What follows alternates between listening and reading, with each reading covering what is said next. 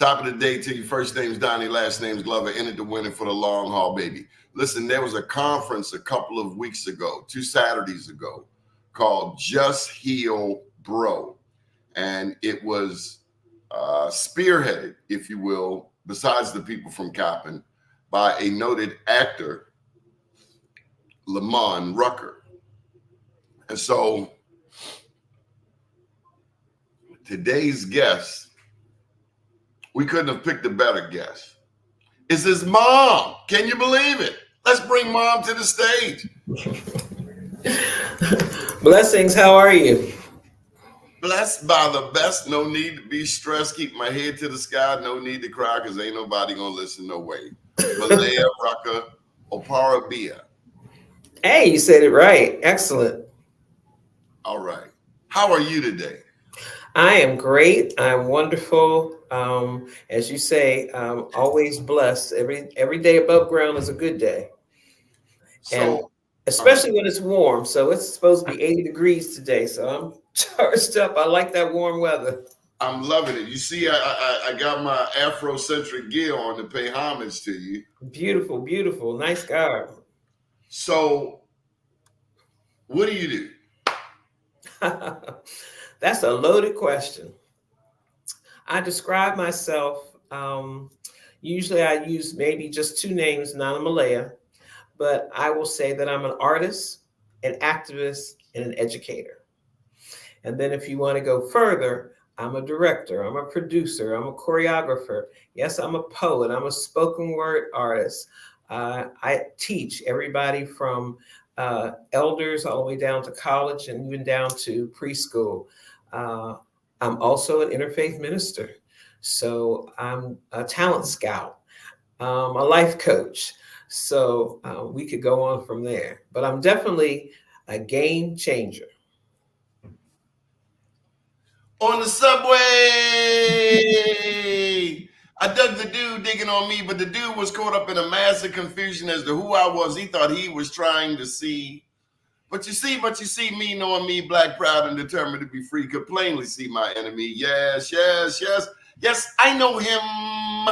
I once slaved for him, body and soul, and made him a pile of black gold off the sweat of my labor. He stole his game is old. We've broken the mental hole. Things must change. There's no limit to our range. He could never understand the new black man. Let alone see us riding every day, riding on the subway, IND, BMT, IRT. He stares endlessly, blinking, blink, blink, blink, blink, blink, blink, blink, blink. He's on the brink, about to sink. I ask you, shall I help him? Can he be saved? No, no, no. Next stop, 125th Street. Do you know what that is? Absolutely. I've worked with the Last Poets for many, many years. So I'm really, really pleased you chose that one. As an artist, I'm really focused and have always been focused on content. And content is so important when it comes to us. Who we are, how we're presented, how we're represented has been extremely important from time immemorial. So those are a group of brothers. And of course, we have plenty of other artists who have made it their purpose to put positive information and presentations out here.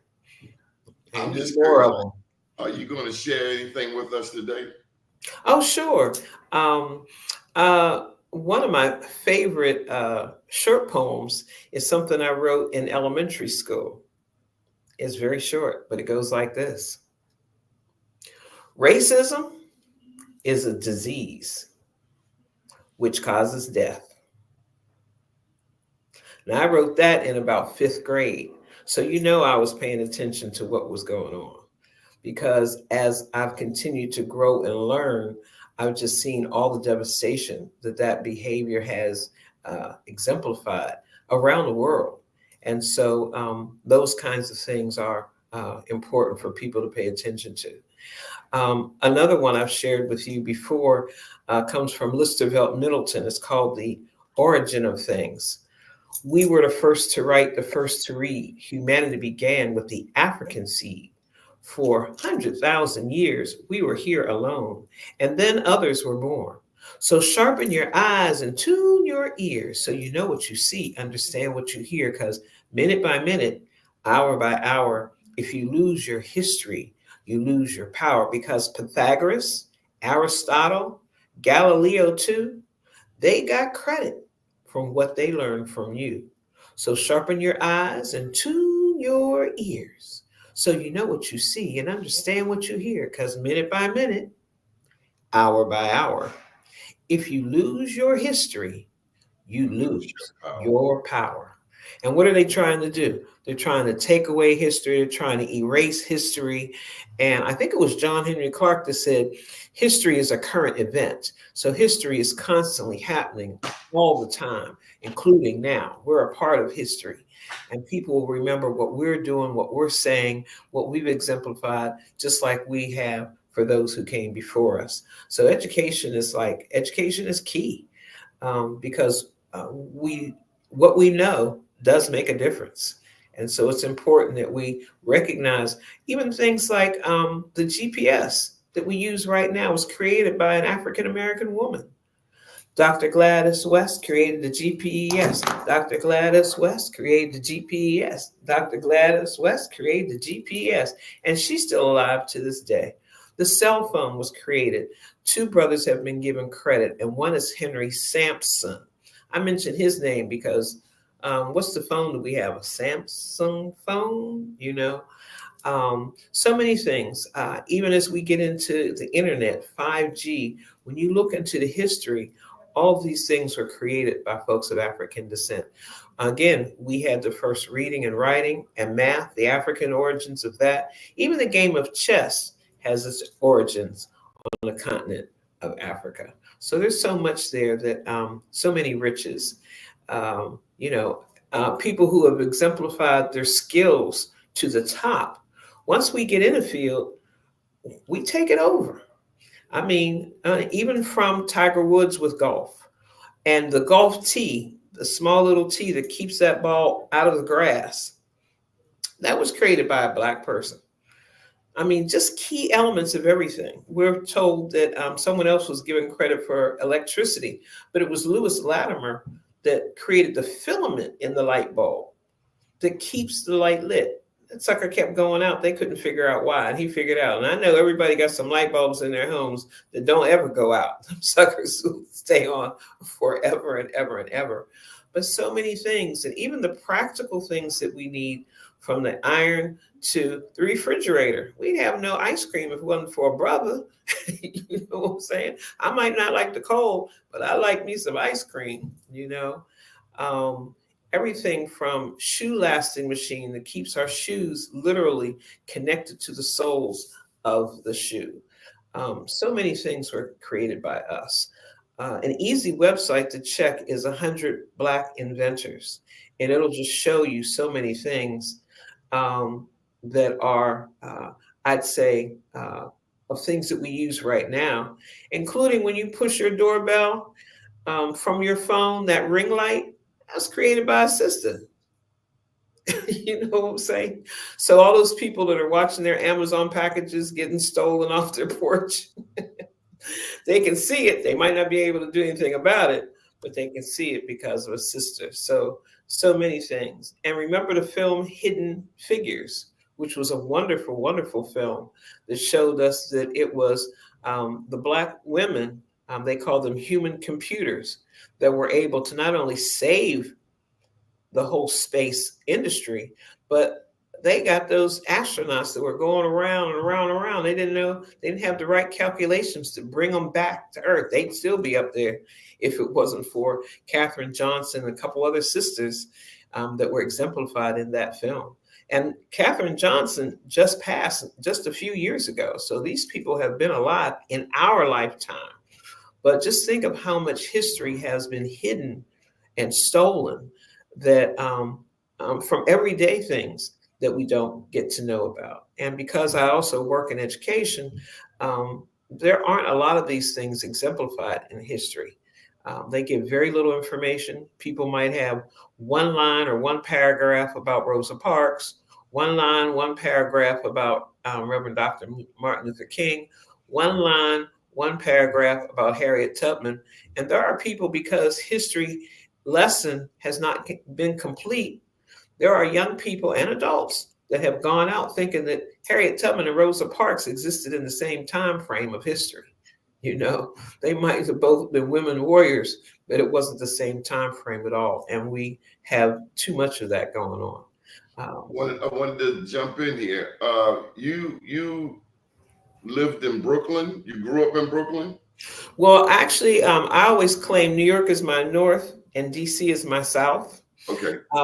But in between there, I got dropped into Pittsburgh, and most of my schooling was actually done in Pittsburgh, Pennsylvania. And even though I was very upset about that initially, because my father worked for the Amsterdam News as a writer and editor and a photographer, he got a job at the Pittsburgh Courier. So I had planned to go to high school of performing arts because I always knew that I wanted to be an artist. And even though I did not go to high school of performing arts, by being in Pittsburgh, I ended up working with August Wilson, who is now renowned, the most renowned playwright in Black theater. I ended up working with a woman named Jerry Allen, a very phenomenal jazz musician, pianist. And unfortunately, she's deceased now. And also Phyllis Hyman was there. There were a whole lot of people there at that particular time.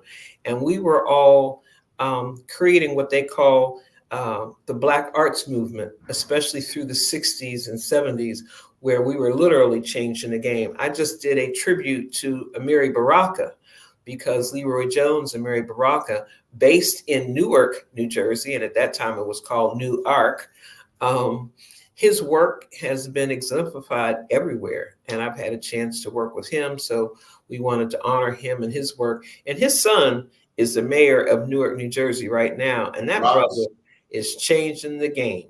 Ross is definitely changing the game. So look, I wanted to throw this name at you. In your time in Brooklyn, did you ever come across Jatu Wausi?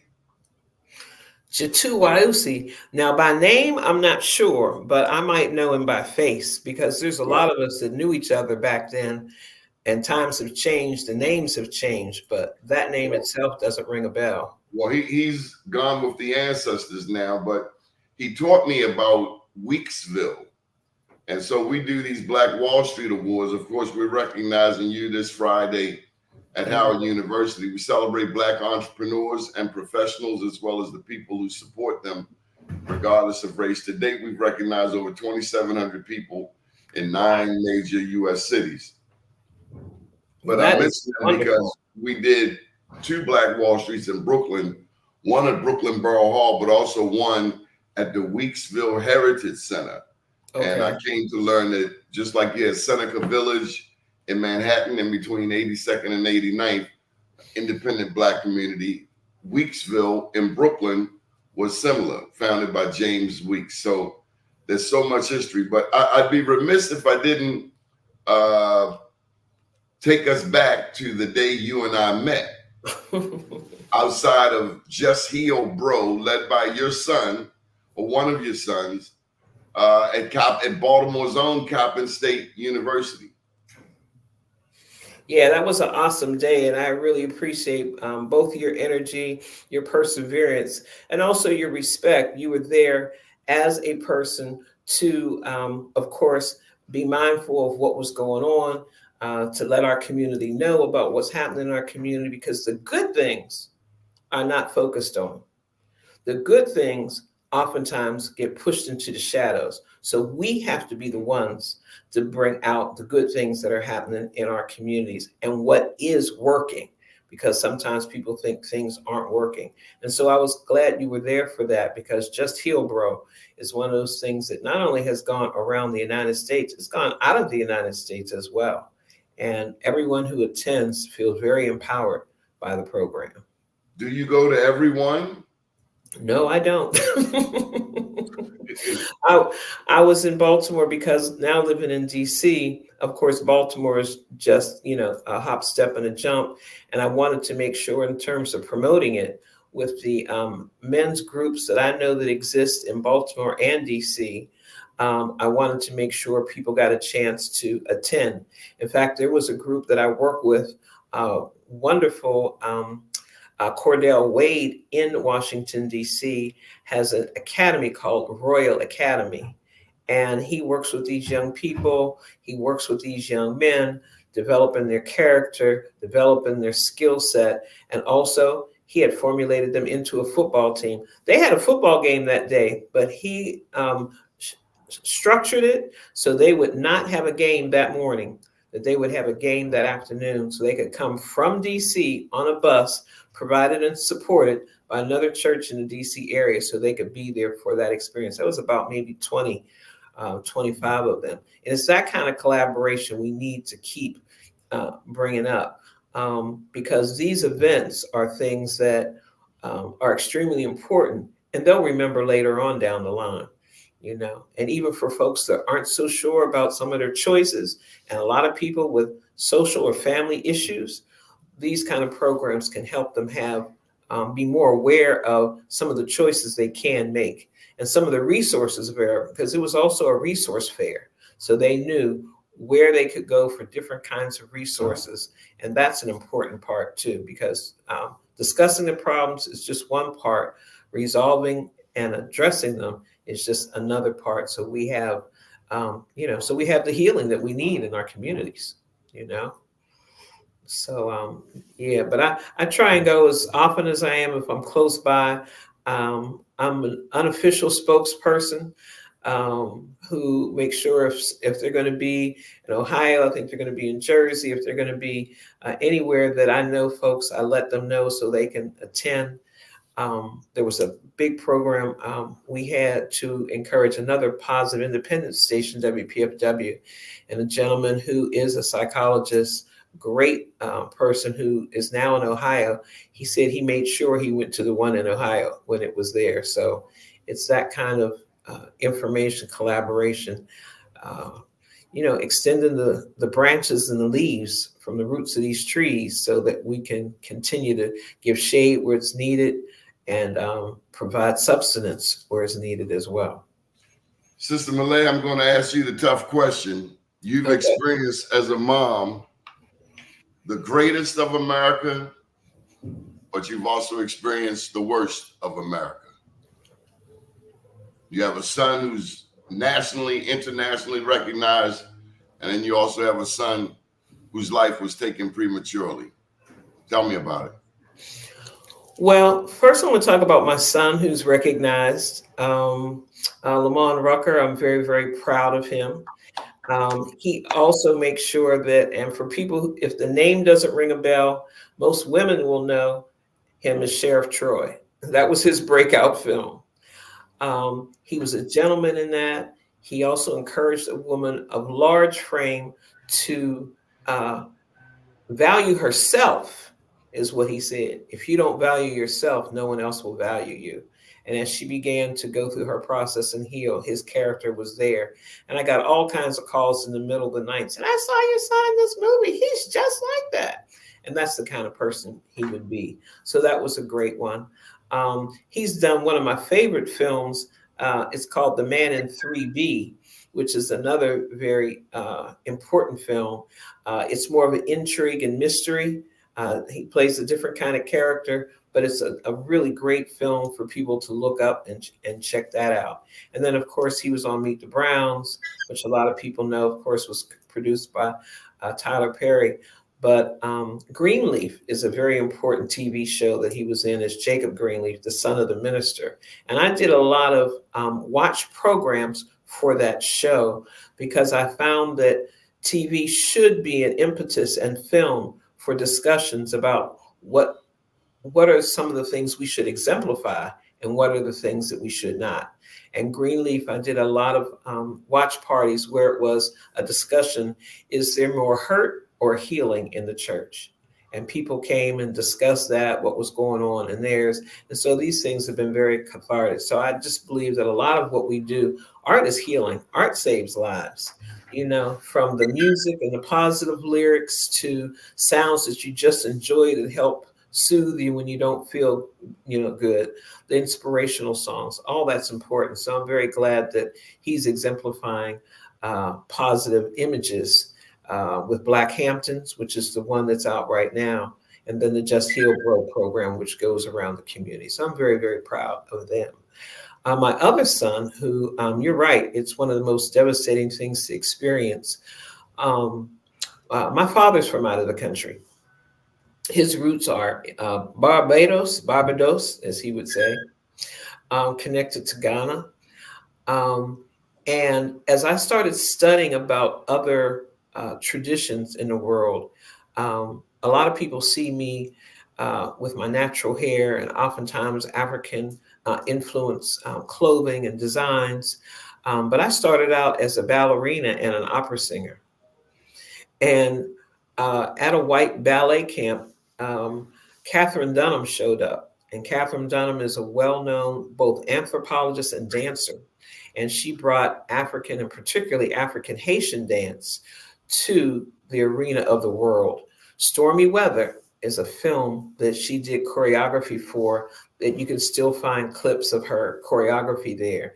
And she became renowned, and not just renowned in the Black community, but of course, when we cross over into the white community and they give us sanction for our skills, that of course it brings another level of notoriety and understanding.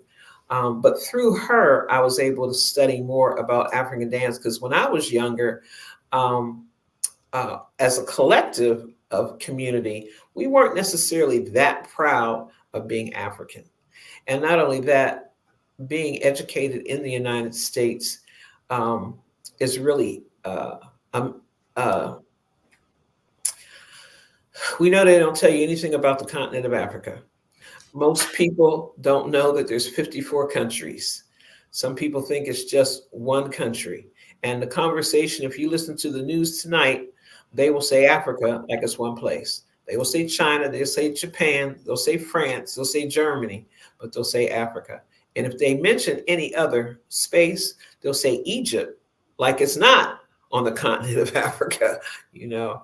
But I say that to say that I started studying more of other forms of dance. I studied tap, which at the time I was younger, tap was Black dance, you know. But I started studying about Afro-Haitian. I studied with a guy named Olatunji. If anyone can remember this, probably over 50 years old, there's an album called Drums of Passion. That was the only album you could find on traditional drumming from the continent of Africa. And Babatunde Olatunji, he's also an ancestor now. He brought that, I think maybe in the 50s, he was one of those ones to begin to bring that. I think Mongo Santa Maria, but I think traditions from the Latin world and Chano Pozo. So these were people that brought these things to the United States because the United States was um, trying to ignore all the other cultures that actually exist here. But anyway, from that, I found out about African traditions. And one of the things that I heard from the Yoruba people of Nigeria is when a person is pregnant, they have three prayers for the pregnant woman. May the child, may God create a wonderful work of art for the parents. May the child bring honor to the family. And may the child outlive its parents. Now, when I got exposed to these, I was probably like 15 years old, and I thought that pretty much sums up what you would want for your children. There's a million things you could pray for, but those three pretty much sum it up. And unfortunately, haven't had the experience now of having a child that didn't outlive me. That is a very heavy pain. And anyone that's experienced, whether it's illness, accident, or unfortunately murder, whether it's um, systemic racism and police violence or any other violence, it's a really hard thing to get through. Um, um, However, I made sure because I had a good community, having family, having a village, however you create your village, whether it's your biological family or those you consider family, because you know we all got bunches of cousins and play cousins and auntie and so in the neighborhood that looks out. Those people still exist. Those were a very much strong part of my community. So that really helped me and my faith to get through. It was rough, but I got through it. And I tell people, unfortunately, it keeps happening every day. And I run into women all the time. And I've had um, events where I encourage people to come whose children have passed on, where we celebrate the lives that they lived, no matter how short they might have been, and come together and, and relieve the grief, because you got to relieve it in order to be able to move through it. So I did a show. I was an invited guest on a show last night, and the host was really annoying me. Now I happen to know this guy, but he was annoying me. He kept saying black men are voting for Trump, and I kept telling him some black men are Right. voting for Trump. That's But right.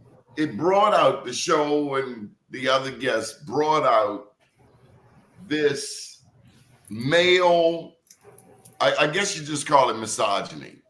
It brought out how some men, black, white, otherwise, have a problem voting for a woman. And I'm thinking to myself, the woman was your first teacher. Your mother was your first teacher. You know, what is this?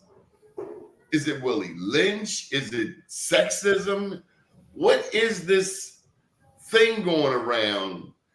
And they want to say it's Democrat, Republican, but when you peel back the layers, it seems like some guys have a problem with voting for a very competent woman. Do you sense that? Well, what does Sojourner Truth say? She said, I have plowed and planted and gathered in the barns. And ain't I a woman? And if only person that people feel is exalted, Jesus Christ came here through a woman. So everybody got here through a woman. So definitely the power and positiveness. However, you're right. It might be some, but it's probably very few. One of the problems that happens in the Black community is rumors they plant rumors in the Black community because they know folks will run with it, whether it's true or not. And there's lots of things that have been proven to be incorrect, including the rumor that Kamala Harris actually prosecuted a lot of Black men, particularly for weed offenses, and gave them um, big sentences. That has been proven with records over and over and over again to be untrue. Daryl Hughley, I think, D.L. Hughley, was one of the first ones, because he's in California, to speak about that and speak against her in regards to that. And then he actually went and did the research. And he came back in public. He said, as strongly as I can condemn somebody, then I need to strongly apologize. He said that information is incorrect. And the same rumors incorrectly talk about there's more Black men in prison than there are in college. And that also is not true. I mean, that's a whole lie. I just came from Howard University's homecoming. You can go to any, not only the HBCUs, which there's plenty of them, but go to the other colleges and see so many people coming out of college, so many competent and skilled and trained Black men, that these rumors, again, are put out there to give a negative connotation in our communities. So I personally, I only speak positive. I speak what I want to happen. They said, speak words into power. In the beginning, it was the word. So we need to make sure that we recognize that words are powerful and what we say is important. And so I think just a few of those rumors. I was at Howard University, and they had a very, very strong Reverend Pastor Haynes, who was there, and he spoke, and he said, don't believe the hype. They put negative rumors out there. Now they put one, let's just say that one splotch against her resume was there. Black folks can be encouraged to run away for somebody for one splotch or one frailty, one problem. But you have another candidate that has at least 34 times felonies. There's not a Black person with a felony that could run for office, and some of them can't even vote, let alone run for the highest office in the United States. So it's crazy that people want to ignore these really obvious things. And then it was brought out, if you were going to hire somebody in terms of skill, whom would you hire? Somebody who's a lawyer, somebody who's worked in the legal system, someone who's worked both as a senator and congressman, or someone who has only been hyped up as a businessman. He's only been a con man to represent himself as all those things. He never accomplished any of those things whatsoever. And all the things he attempted to accomplish have fallen and failed. That's not the person that I would want to run my business or my country. And it's ridiculous that someone who we all watched January 6th, that was a treasonous, murderous coup. They killed 6 people. Now, there's not a person who would have done that. Listen, I know folks from the 60s that said, Ungawa Black Power. And they put them in jail and they said they were going to incite a riot, you know? So somebody that's already telling people, if I don't win, it's going to be a bloodbath and all these other things. I mean, come on, it's just ridiculous. So I think it's important that we focus on the positive.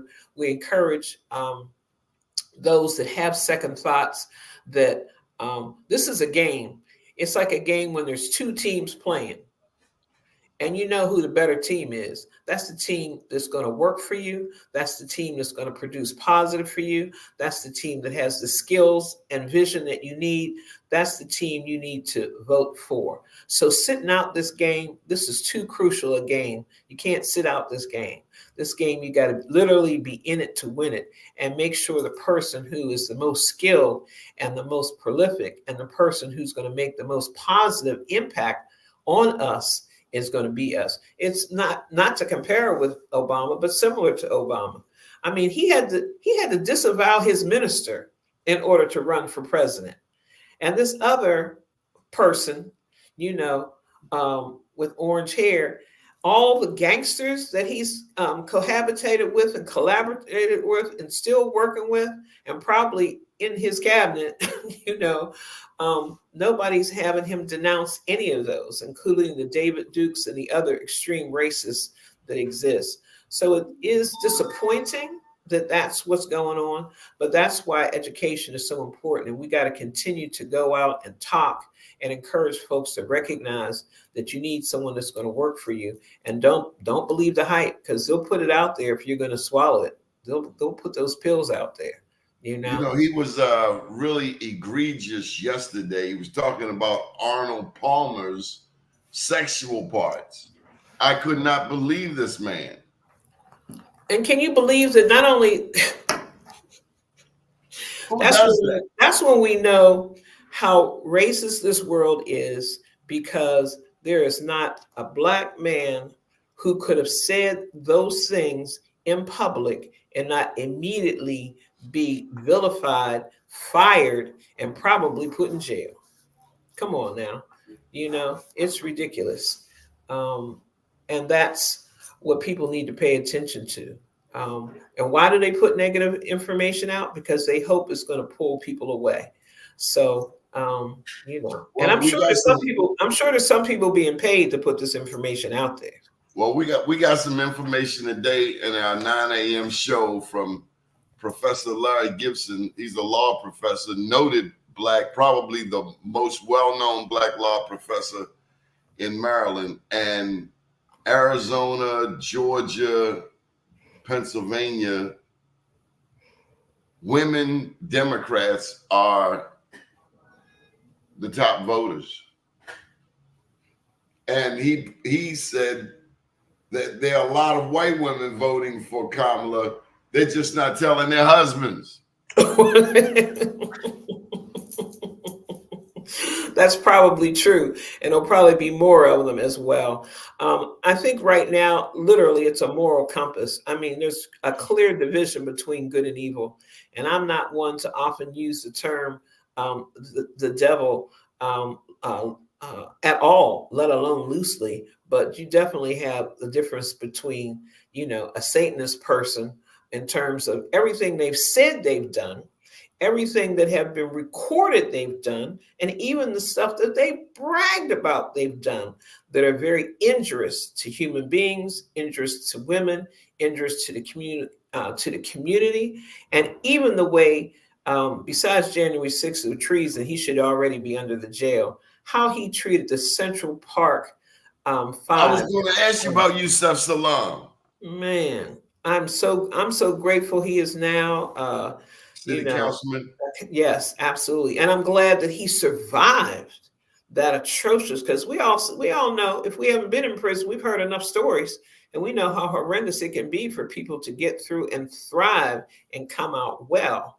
You know, You that's know, so, when we so, do the so when we important. do the Black Wall Streets in New York, one of our go-to people is Mr. Victor Pate, Okay. and he's a strong advocate for the formerly incarcerated. Believe you me, he'd have sidekicked me up in that little guy. He'd have sidekicked me. No, you don't say ex-felons, returning citizens. You say formerly incarcerated. The language is very important to him, but Absolutely. he got us one honoree, a young man who built, now he was formerly incarcerated, but he built a library on Rikers Island. And there's a lot of positive stories in regards to that. And again, those are the ones we don't hear about. I also work with Lakichi Taifa, attorney as well, who's well known for working with the Innocence Projects and a number of other programs too. Where is she And based? she's based in Washington, D.C. Now, she travels all over the world, but she's based in Washington, D.C. She and I are working on a reparations education project. I have to send you some information about, and it's specifically focused on artists and athletes, for artists and athletes to state that they're for reparations, because artists and athletes have helped move a lot of movements forward. Artists and athletes help when it came to being against apartheid, especially during South Africa time. Artists and athletes have been really important. When rap first came out, it was always positive rap. It was encouraging rap. It was things that were telling you positive things to do. And there's a young guy by the name of Yellow Pain, Pain, who has a very positive rap about your vote does count. He also has one that says your vote don't count, but it's to get you to click either way. But what he does is he breaks it down, and it's like, you need to know that people who are put in presidential positions don't make the laws. It's the people that are in there, senators, congressmen. Those are the ones you need to vote for. He says you don't go back to those elections. That's every 2 years. You know, you need to know who your judges are in your area. You need to know who your council people are. And if you get a chance to pull up his piece, it's so eloquently stated, so well stated, and again, it's stated with music and rap, so it's very, very educational.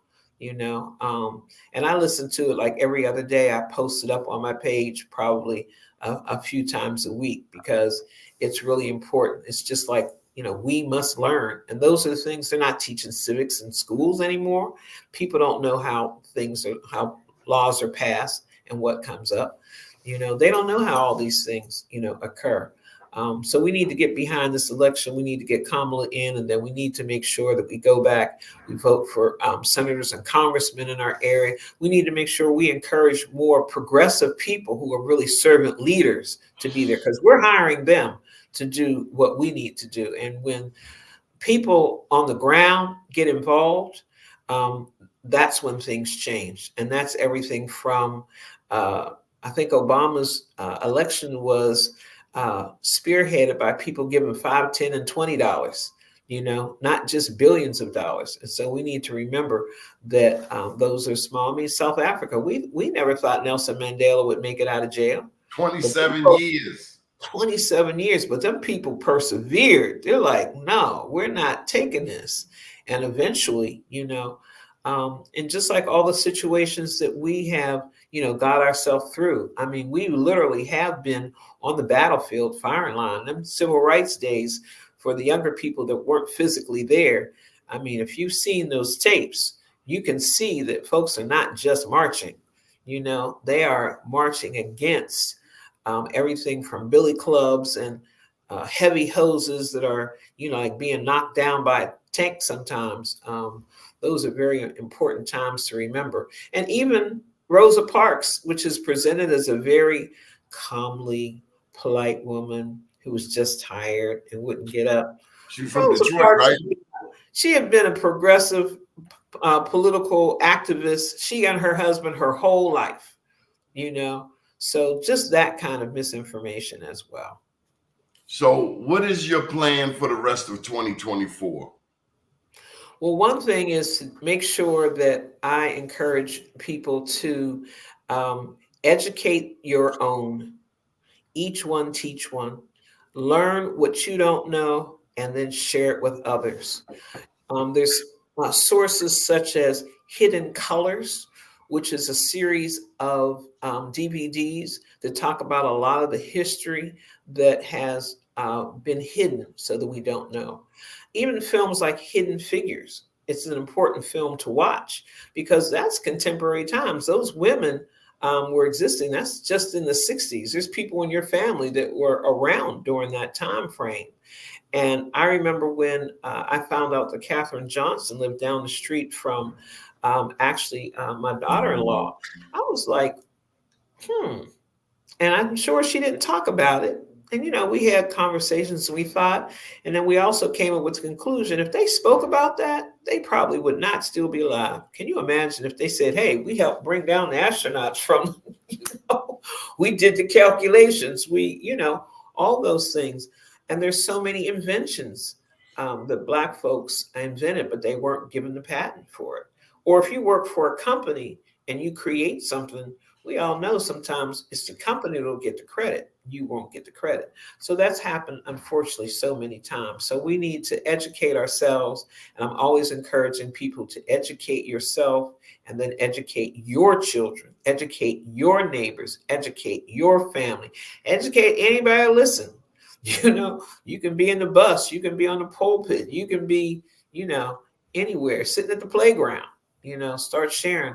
At the barbershop, the hairdresser, where conversations are brought up that are erroneous. It's important to share the facts so people can find the information. And we can verify a lot of stuff with our phones now. So far, a lot of the true information is still available if you seek it out. The second thing I'm going to be doing is, again, encouraging the reparation and education project. So people can look up reparationseducationproject.org or REP.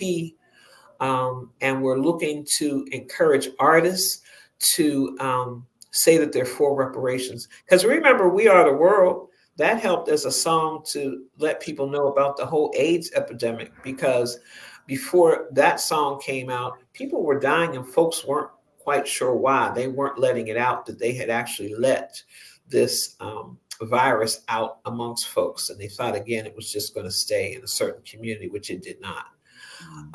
But also Stevie Wonder's song. I remind folks that Happy Birthday song was a song of activism, because Martin Luther King's birthday was not going to be another holiday.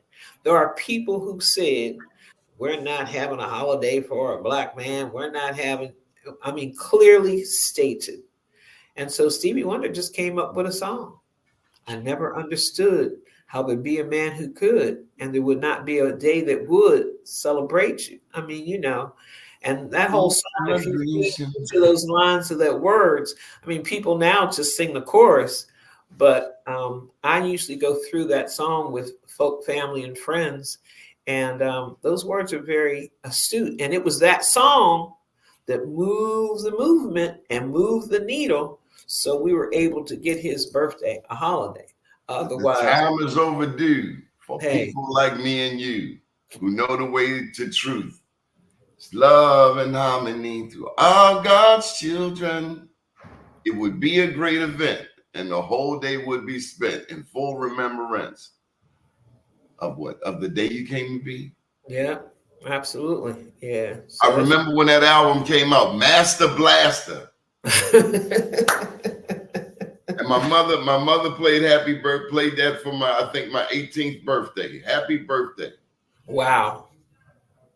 Yeah, but before that time, folks weren't planning on, and Arizona was the last place to have Martin Luther King's birthday acknowledged as a holiday. Isn't Guess that what I crazy? learned just yesterday? That Saudi Arabia ended slavery in 1971. Wow. Well, actually, 1967. United Arab Emirates, where Dubai is, ended slavery in 1971. You know, so many of us want to go to Dubai. Want to go to Right. Dubai. And I'm like, do you know where you want to go? Did you do the research? That's right. Have you We're done the such research? followers. And who do you know that's living over there? And how are they living? And what's the situation like? So I know some folks who have gone to live and have come back. I do know some people who are still there, mostly young men that seem to be comfortable over there. I'm not sure about any of the women that I've known that have been there. I hadn't had opportunity to have discussions with them. That would be interesting. People who So, visit seem to be fine, but you can go a lot of places and visit and be comfortable and then leave out. tell me about our mental health as a people. Well, I think one of the first things is that we all need to speak what we want to happen in our lives. Stop focusing on the positive.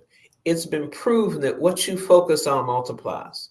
As an educator, even quote unquote in a classroom, if you encourage a student, let's say they're running down the hallway, you say, please walk, as opposed to don't run, which is a negativity. Just affirm what you want to happen. Please walk. Thank you for walking. Things of that sort. That changes the whole dynamics and that can change the game. And also, when it comes to even disruptive behavior in the classroom, you can acknowledge those people that, oh, thank you. I see Jaquan, you got your book open, you're on the right page. Okay, I see you working diligently, that kind of thing. And then you can say to Shaquan, you say, okay, I see Shaquan's got her paper. I think she's almost finished with the activity. Focusing on the positive and giving the attention to the positive as opposed to talking to the person who's not focused, not on task, because then they're getting attention. And what do they want to do? Get attention. Most people want attention. So reinforce the positive things, including at home in terms of parenting. It's the same thing. And I had a very good example. My father was an older man. So he passed by the time I was a teenager, but I had uncles who were there to stand in, giving us away at weddings and stuff. And I saw the behavior of encourage you when you did things that were productive, and you had consequences when you made choices that weren't productive. And the more positive things you did, the more not only rewards you got, and sometimes it was just acknowledgement, then sometimes the more freedoms you got.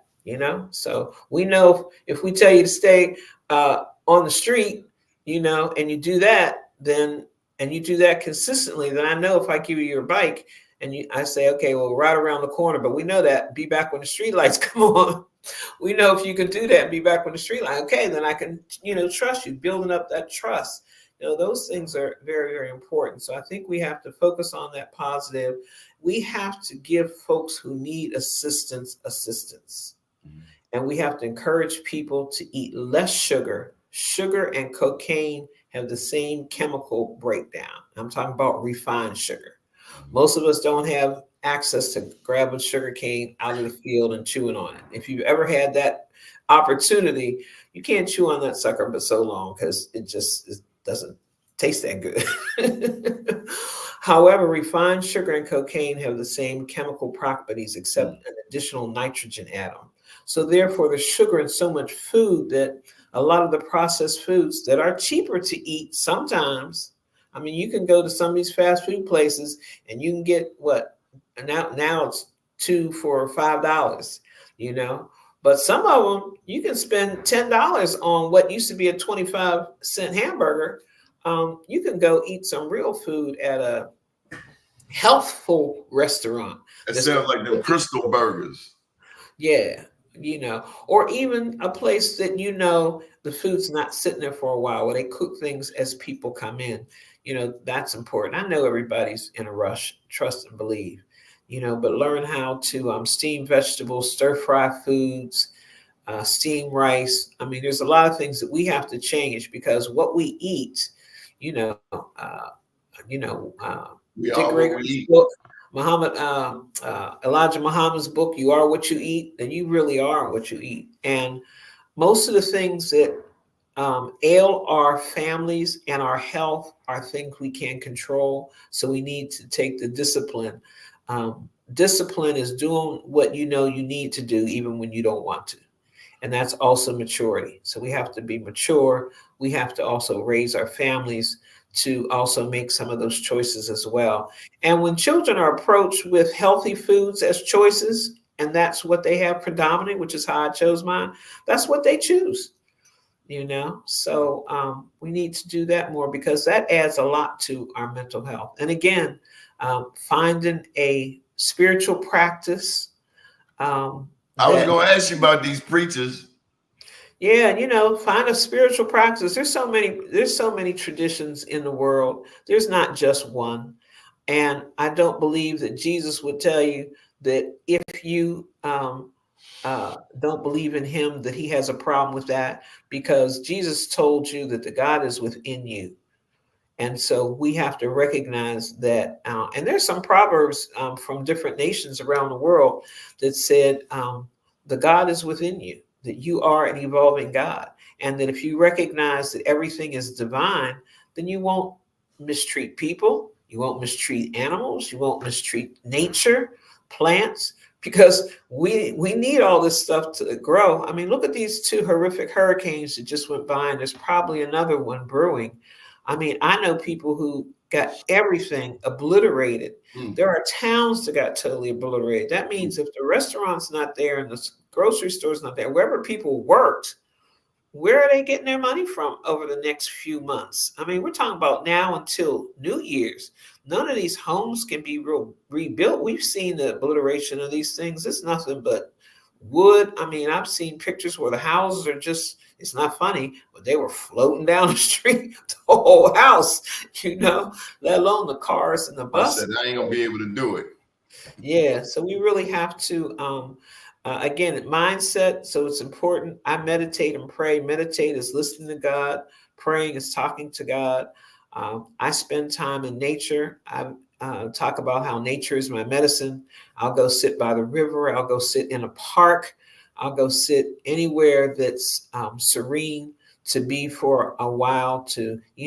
Even yesterday, Howard's homecoming, after we had church service, we all sat outside in the sun because it was just beautiful and nice and warm. And, just that alone. The full moon was out a couple of days ago, and that moon was just so bright and the Saw sky it. was so clear, you It was know. big. Yes, yes. And they had what do you call it? Meteor showers. So you could watch the phenomenon of that if you're in a place where the light pollution is not too bad. But if not, the moon shows through. I mean, just admiring things that we can't control it or positive. I mean, the moon is up there going around the earth, and the earth is going I around the sun. know. And that's why I want to ask you, why are they digging up samples of the moon? China, Russia, Elon Musk. Why are they messing with the moon? But you know what? Those folks like to interfere with everything. So I think it's important that even though we have the capability to go places, we need to recognize that where we live, the people had systems. I'm not a farmer, I'm a city girl, but I know the farmers would put some of their best crops and put them back into the earth as a way to feed the earth for the next crop. I also know that they also will alternate where they plant things so they can allow the earth and the soil to rest and then use maybe another plot. So those things are very important. So we've got to exercise even those kind of things. Trust and believe. I'm learning a little bit on how to grow some food because we all might need to have a garden in our backyard pretty soon, Good because deal. we As don't we know. wind down, any thoughts that we haven't crossed? Because we've talked about everything from Just Heal Bro to mental health to Brooklyn to the Pittsburgh Courier and the Amsterdam News. Tell me a fond memory of your daddy. My dad was a very prolific man. He was quiet. My dad was probably close to 60 when I was born, and I have a younger sister. Okay. So, um, but he was a quiet person and, but very meticulous in what he did. You know, being an editor, you have to be meticulous in what you do. Being a photographer, he told me about taking pictures, make sure that the sun is behind your camera as you shoot. So the light's going into the camera, you know. Um, However, when he had something to say, quiet people, when they have something to say, it's always prolific. And every once in a while, he would say something and crack a joke that was real clear. He was paying attention to what was going on, and it was wonderful. So, but I also want to speak. I have daughters as well, and I want to speak about one of them who just had a birthday, a milestone birthday, and her name is Malaya Agotime. And the poem goes like this: The full moon shone, and my daughter came to greet me. Humble, strong, determined, bold, the world not ready to behold a child as forceful as the moon. Night casts out and people sleeping enter, dawn and freshness, day and light. The moon and her have much in common. Her being beams with magic light, gleaming, glowing through the night. The moon might be subtle, there's no fanfare, but all knows their energy everywhere. She's here to lead and undertake, and your life's work is sure to make you think and know. We're all ready. She's ready. You're ready now. How can people get in touch with you, Nana? The best way is Facebook, Nana Malaya Rucker Operabia. If you see my face, if you get the Nana Malaya part right and you get the Rucker part in there, it'll show up. Otherwise, that's probably the best way. And then if people text, they can text this number, 240 They can text that number to me. Text is best. And I'll respond to a text faster than any email that you find with my name on it. So, but the Nana Malay Facebook is the fastest way for us. is That's the one I utilize the most. But it, I it really is. appreciate being here, and I'll look forward to working with you continually.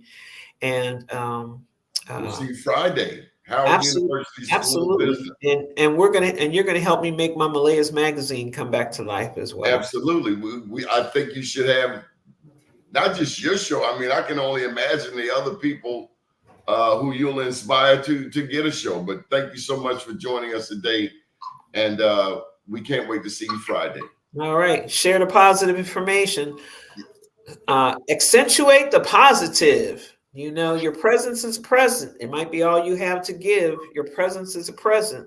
A committed life you should live. Give with honor, give with blessings, give with care, because your presence is a present. You've been watching the Mental Health Show. If I think better, I do better. My name is Donnie Glover. We'll see you Wednesday at noon. Good afternoon.